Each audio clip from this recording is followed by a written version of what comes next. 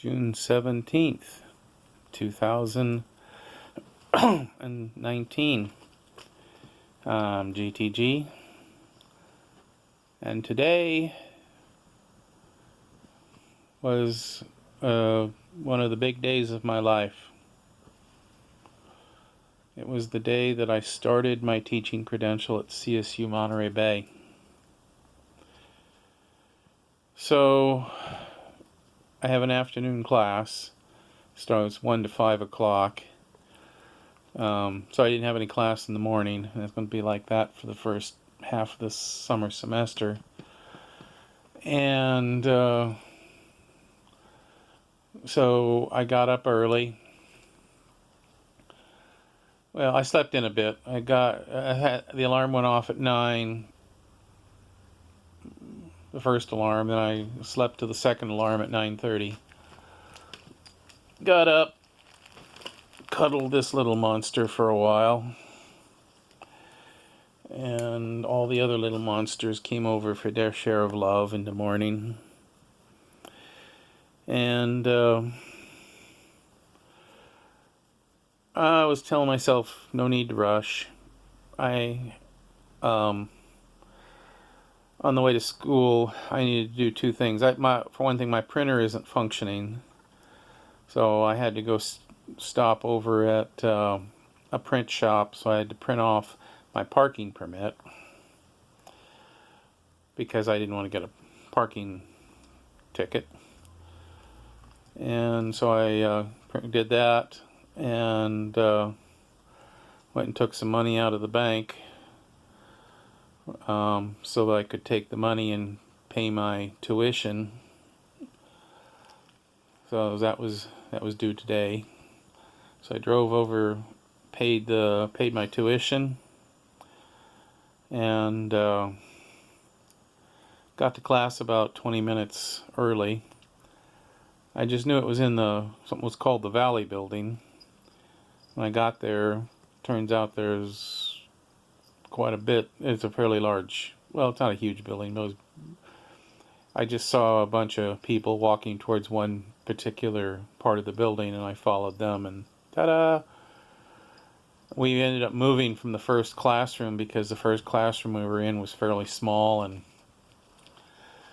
we got into a larger classroom. And I looked around. I had been figuring that I would be, among the oldest, if not the oldest student in class. And I was right. I absolutely am the oldest student in class. Nobody else seems to even be close. Maybe there's I think there's like 1 or 2 women who are look like they could be in their 40s. But, I'm substantially older than any of them. And so, also, I'm only one of 2 males. It's all females. I don't know what the other section is like. There's a morning section, so I don't know how many males or whether or not there's any older. But I imagine it's probably much the same, 1 or 2 males and nobody or very few people my age in the other section.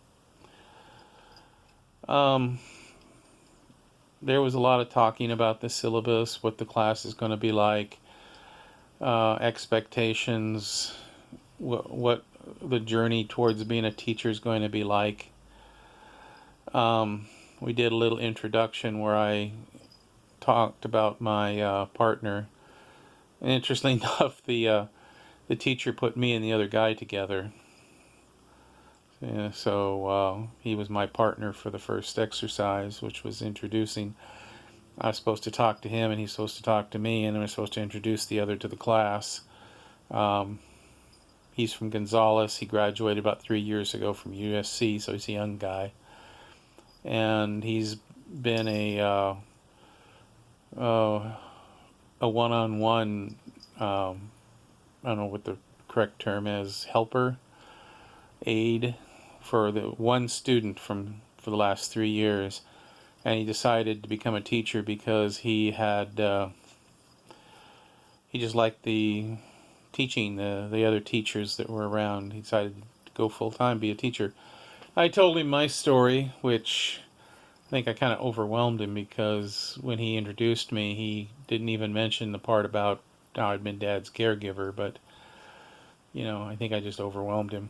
Which reminds me, I really need to write my life story, at least the first version of it, so I have something I can here, this is it. And so anyway, it was kind of really the class is uneventful. We had a couple of made a couple of posters about how teaching goes, and kind of having a hard time remembering it all because I'm kind of tired right now. It's almost 9 o'clock. I came home. I went shopping on the way home, and I've got a little bit of homework to do. I'm going to do that tomorrow morning. I have to read the first chapter of the book, which I have on electronic on Kindle, and the second, and then I'm supposed to write. I'm supposed to do something called a critical question, which I think is after I've read the first chapter, I'm supposed to come up with some kind of a question, propose a question about what goes on. Tomorrow morning at 10 o'clock, there's a walk-in for Disabled Student Services. So I'm going to go to that, because if I don't go into the walk-in, which probably I'll be able to get right in, the first appointment they can give me is sometime in late July. So, I want to make sure I have disabled student service benefits right away if I can get them. Probably the most immediate thing is to have a special comfortable chair put in my classrooms, because I'm a big guy, and if I have to sit in that chair every day for 5 days a week for the whole summer, it's going to be owie, owie, ow, ow.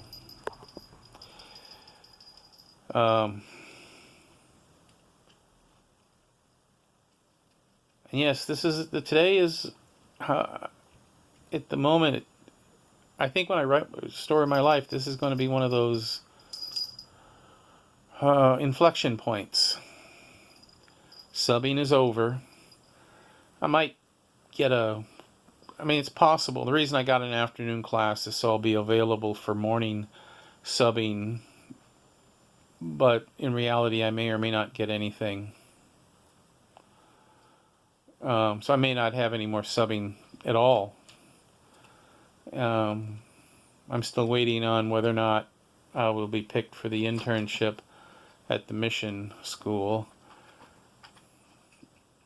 I'm kind of not really expecting it, but maybe I will.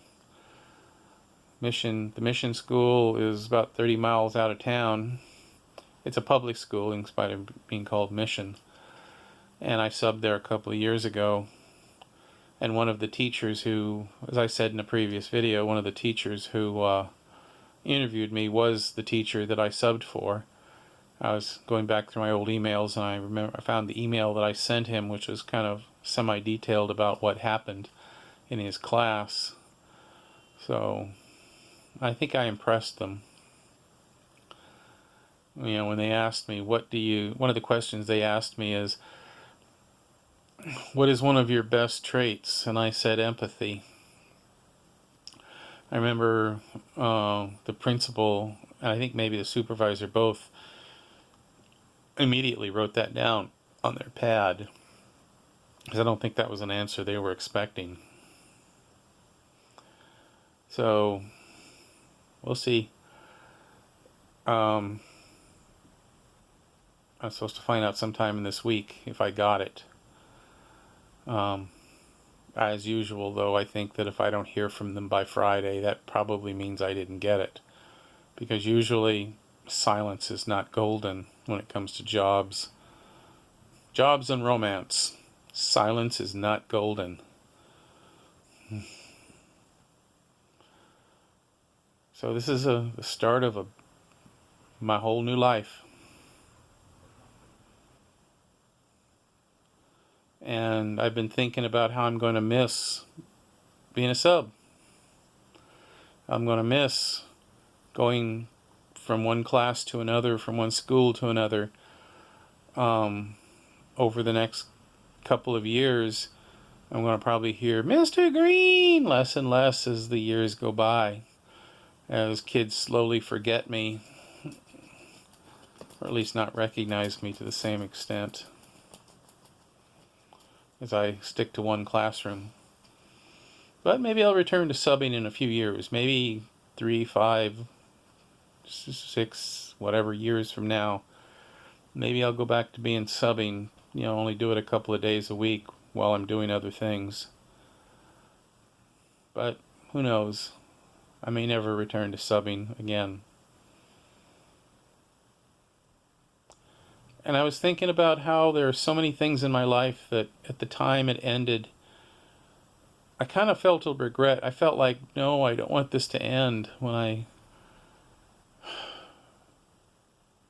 left Cal Poly, when I graduated from CSUMB, when I got out of the Coast Guard. Those are times where I have a definite time when it would ended. Other times, I don't know. Sometimes in life there are things you don't know it's the last time. You don't know it's the last time you're going to see somebody or something. I mean, it's not quite the same thing, but the morning I left, the last time I saw Delight, my dog, I didn't know that was the last time I'd ever see her.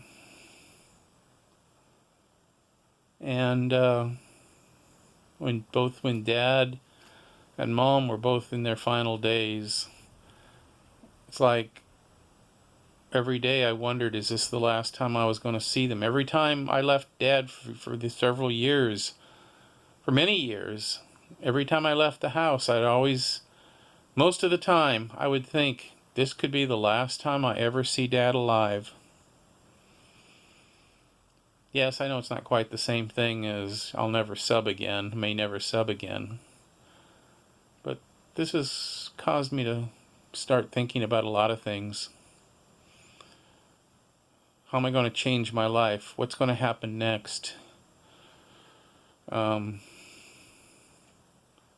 going to jump up? What, if anything, is going to jump up? I mean, I could get rear-ended.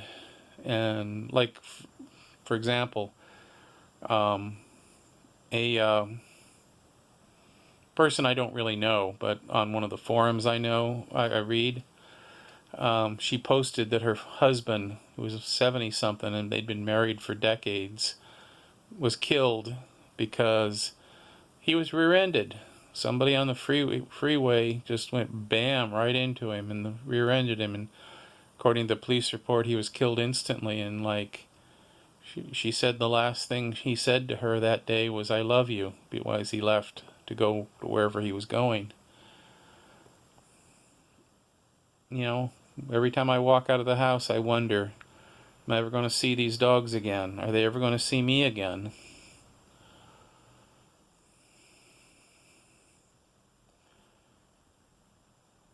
I mean, are there other things going on? I mean, like, I'm reasonably certain I'll get an internship, but it's not for sure. As time goes on, that's becoming less, and I think it's a concern, but it's not I don't think it's not going to happen concern.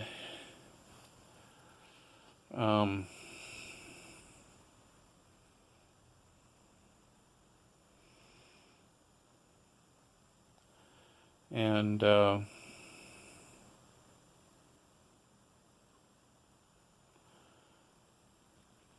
my health. I mean, I could have a stroke tomorrow. I could have, anything can happen. I could come home one day to find the house has been burglarized and everything I own is gone. I could, anything could happen. But as somebody I know said, I'm on the path to having a regular job with benefits, and in the modern world, that's about as much in control of your own fate as you can get these days. So, that's probably the biggest change coming in my life. And I'm probably still about 2 years away from that, because I figure it's going to take till I get done with the internship, which is going to be a full-time teacher, and then I'm going to be about a half-time student on top of that. I'm doing it with my health not the greatest, and it's going to be exhausting, which is another reason I need to get through the disabled students to make sure that it's understood, that I need to have extra consideration as I get through this. And especially when I look around and see that I'm by far the oldest student, at least one class.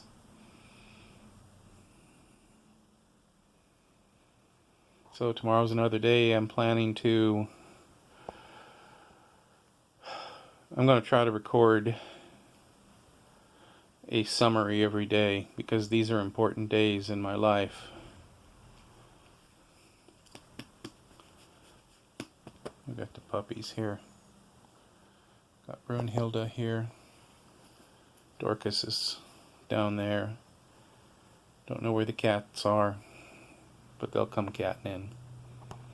So, that's all.